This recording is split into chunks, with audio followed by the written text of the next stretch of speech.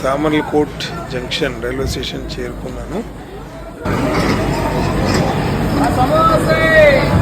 So railway station నుండి platform అదే main ఎంట్రన్స్కి వస్తున్నాను. ఇక్కడ ఏంటంటే భీమేశ్వర స్వామి దేవాలయం చాలా ఫేమస్. ఇదో ఈ రోడ్డు కనిపిస్తుంది కదా, ఈ రోడ్లోనే ఆ టెంపుల్కి వెళ్ళాలన్నమాట. ఒక 50 రూపాయలు ఇచ్చి ఆటో ఆయన మాట్లాడుకున్నాను. సో ఈయన టెంపుల్ దగ్గరికి డ్రాప్ చేశారు. ఇదే శ్రీ చాళుక్య కుమారరామ భీమేశ్వర స్వామి ఆలయము. మన ఆంధ్రప్రదేశ్లోని సామర్లకోట్లో ఉంటుంది. ఇది పంచారామ క్షేత్రాల్లో ఒకటి.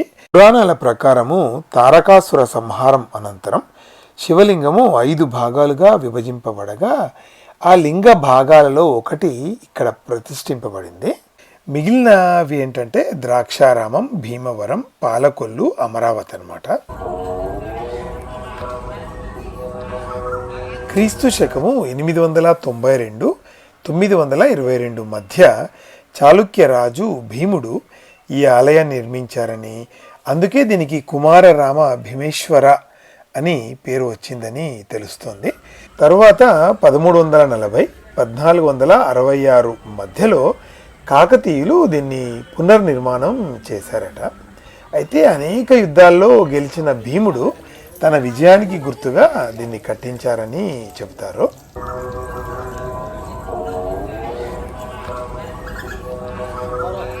ఆలయంలోని ప్రధాన శివలింగము 14 అడుగుల ఎత్తు ఉంటుంది. ఇది భూమి నుండి మొదటి అంతస్తు వరకు విస్తరించి ఉంటుంది. దీన్ని నీలమాళిగల్లోనూ మొదటి అంతస్తులోనూ దర్శించవచ్చు.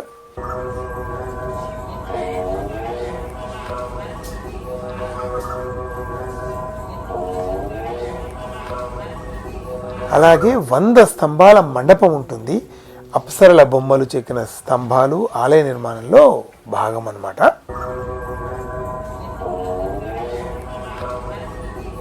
అమ్మవారు శ్రీ భీమేశ్వర స్వామి వారి భార్య అయిన బాల త్రిపుర సుందరి అమ్మవారు కూడా ఇక్కడే ఉంటారు.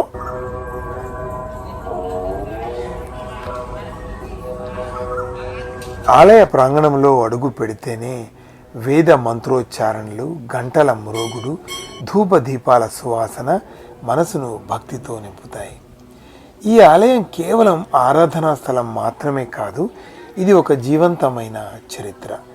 చోళులు, చాళుక్యులు, కాకతీయుల కాలంలో ఈ ఆలయానికి విశేష ఆదరణ లభించింది.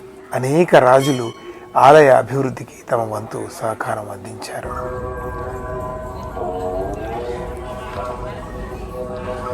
ప్రతి సంవత్సరం మహాశివరాత్రి మరియు కార్తీక మాసంలో ఇక్కడ జరిగే ఉత్సవాలు ఎంతో వైభవంగా నిర్వహించబడతాయి.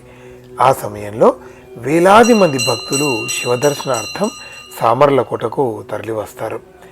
భక్తులు ఇక్కడ స్వామివారిని దర్శించుకుంటే మనసుకు శాంతి, జీవితానికి స్థిరత్వం లభిస్తాయని గాఢమైన విశ్వాసం ఉంది. ప్రసాదం తింటూ గుడి అంతా తిరుగుతూ ఉన్నాను.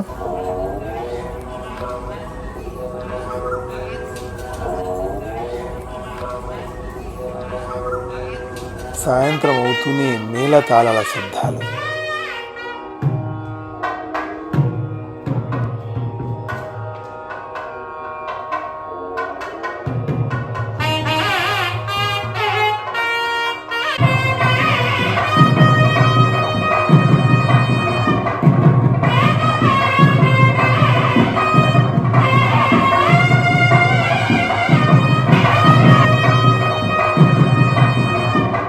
అలా గుడిలో కాసేపు ప్రశాంతంగా కూర్చుండిపోయాను.